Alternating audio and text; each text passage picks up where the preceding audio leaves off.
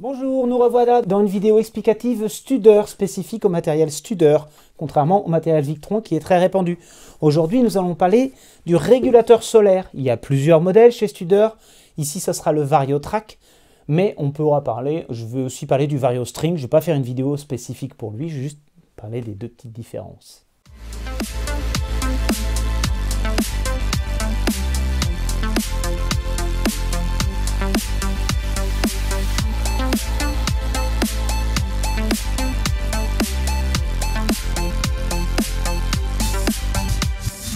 Le régulateur solaire MPPT de chez Studer, c'est un régulateur qui est communicant, qui n'a pas d'affichage à part des petites LED en façade. On voit son état, mode erreur, mode charge, mode nuit. Et puis, il a des petits voyants pour dire, il clignote ou il est fixe, pour dire quel courant il est rendu. Donc, si on n'a que le régulateur tout court, on a quelques informations. Et si on a la télécommande avec, c'est en option, ce n'est pas obligatoire de l'avoir, et ben on a plus d'informations. Sachant que cette télécommande, elle me sert moi en tant qu'installateur. J'en ai une mobile que j'emmène, qui me permet de paramétrer les appareils, et si la personne n'a pas mis les 200 € à peu près dans la télécommande, parfois, j'ai des clients qui ont du matériel de qualité Studer, mais bon, voilà, ils font des économies sur 2-3 trucs. S'ils ne l'ont pas, ben moi je paramètre, et puis une fois que c'est paramétré, on ne touche plus à rien. Alors ces régulateurs MPPT sont des régulateurs qui ont une isolation galvanique. Qu'est-ce que c'est qu'une isolation galvanique? Grosso modo, ça assure qu'il n'y a pas de variation magnétique, c'est-à-dire de passage de courant, de passage de magnétisme entre la partie photovoltaïque, les panneaux solaires,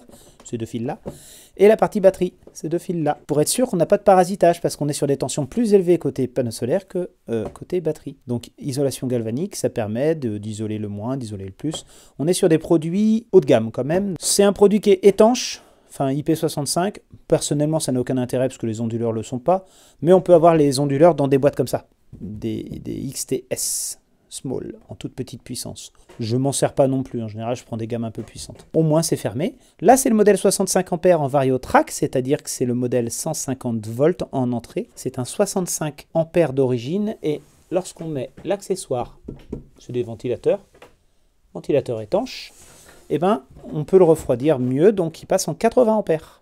Très intéressant, 80 ampères. Sur la télécommande du système, on peut accéder au monitoring du VarioTrack. Voilà. Il nous donne un certain nombre d'informations directes, exactement comme un extender et les autres vidéos qu'on a vues. Donc ça, c'est un affichage qui permet de visualiser ce qui se passe et de voir l'état des petits contacteurs dedans, voir s'il y a du soleil. Il y a un petit dessin avec un petit logo avec un soleil quand il fait jour là. Et sinon, les informations, on peut les changer. Donc par exemple, là, j'ai fait 7, je valide à nouveau. Et il me propose de marquer autre chose. Bon, moi, souvent, je mets la puissance, l'état de commande, il faut aller vers le haut, phase de batterie, nombre de jours avant la prochaine égalisation, type d'erreur, durée d'ensoleillement de la journée en cours, tension de batterie minimum du jour. Ça, c'est intéressant, mais je ne vais pas la mettre ici. Maximum du jour, puissance max, voilà, c'est là que je veux.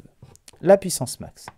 Ensuite, je laisse la puissance solaire, c'est la puissance instantanée, la tension des batteries et les kilowattheures. Ça me va très bien. Alors, tension des batteries, température de la batterie.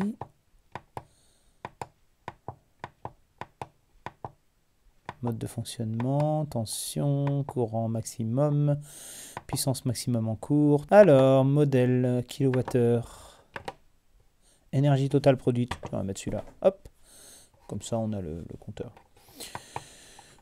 Même pas. Je suis pas persuadé, c'est pour ça que je veux. Température de la batterie, voilà, c'est très bien. Donc, le VarioTrack, ça c'est son affichage.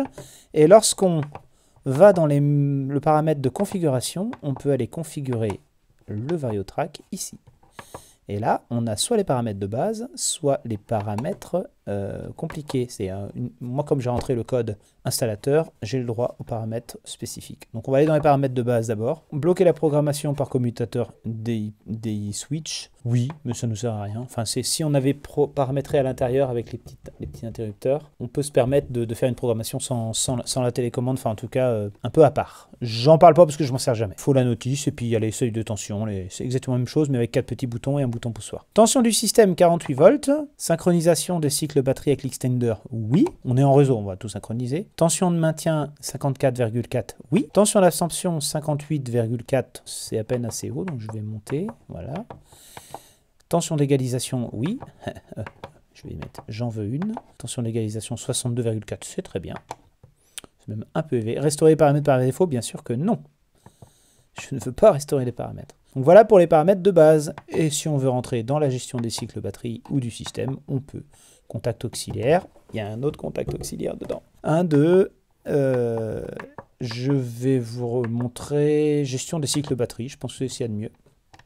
On a déjà vu ce paramètre-là. Tension maximale de fonctionnement de batterie. 68,2. Alors ça, c'est normal. C'est quand les batteries sont en phase d'égalisation, égalisation forcée, et qu'elles ont besoin de monter très très haut. C'est vraiment rare, mais au moins, ça ne met pas le système en sécurité. Chez Victron, ça va se mettre en sécurité suivant les modèles. Et là, ça ne va pas le faire. Ça va l'autoriser, puisque c'est lui qui l'a décidé. S'il y a eu une surtension batterie, bah, ça redémarre à une tension plus faible. Donc, moi, je trouve que c'est une tension élevée, 64 là. Mettre 60. C'est déjà très élevé, 60. Pas non plus déconner. Je l'autorise à monter haut parce que quand il y a de l'égalisation, on peut parfois monter très haut. Mais il ne faut pas déconner. Ok. Gestion des batteries, c'est fait. Système, oh, c'est juste... on s'en fout du système. C'est contact auxiliaire. Alors, il me propose une gestion automatique, une combinaison d'événements, l'activation la nuit, avec des horaires fixes, par des événements, par une tension de batterie. Contact activé en fonction de la température, avec le BSP ou le BTS. BTS, c'est ça en fait, c'est la sonde de température, et BSP, c'est le contrôleur batterie. Contact activé en fonction du pourcentage. Donc vraiment, on peut faire ce qu'on veut. Remise à zéro des programmations. Donc je ne vais pas tout vous montrer absolument, parce qu'en fait, c'est un modèle qui est assez simple quand même. Ce qu'il faut savoir, c'est qu'il existe le modèle VarioString, qui monte jusqu'à 600 volts. Bon, aux alentours de 400 en effectif, et 600 c'est le max, qui a la même tête que ça. Il y a aussi le VarioString. Alors le VarioString, il fait 70 ampères et non pas 80. Mais on peut le mettre en parallèle, c'est-à-dire qu'on en met un deuxième et on peut avoir 1200 volts. Et on peut avoir le modèle 120 ampères. Enfin voilà, on a des choses, on peut avoir des tensions très très élevées. Ce que ne fait pas Victron. Victron fait des modèles différents à chaque fois. Donc là, ce sont les mêmes, parallélisables et paramétrables pour des grosses installations de haute tension. Enfin, de tension beaucoup plus haute que 150 volts. Voilà pour les spécificités des régulateurs MPPT de chez Studer. C'est vrai qu'il n'y en a pas beaucoup de disponibles, mais comme c'est une marque qui a une gamme assez serrée pour avoir un prix quand même compétitif, ça pourrait être plus cher, et ben ils ont sélectionné que quelques gammes. Et ça, à mon avis, suffisant. Hein, c'est pas fait pour du tout petit, c'est vraiment fait pour du matériel lourd. Allez, ben à la prochaine vidéo, Extender.